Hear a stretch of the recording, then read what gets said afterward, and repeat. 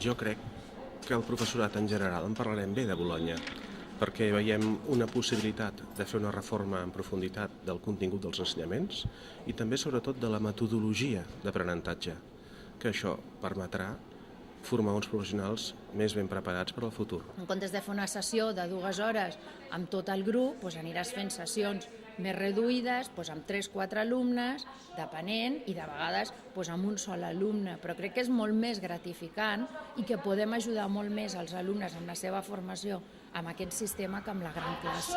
I a nivell del professorat crec que ens falta alguna eina que ens permeti veure o visualitzar o tindre dades de quina càrrega de feina tenen els estudiants. Llavors el professor d'alguna manera adopta figures com de facilitador, de metodòleg, d'alguna manera facilitar a l'alumne recursos, elements per al seu aprenentatge.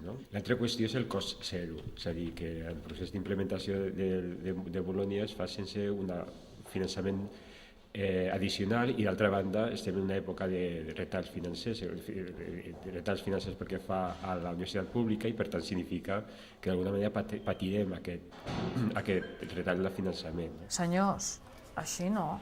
Bolonya, Convergència Europea, jo estic d'acord que hem d'anar cap aquí, però no d'aquesta manera.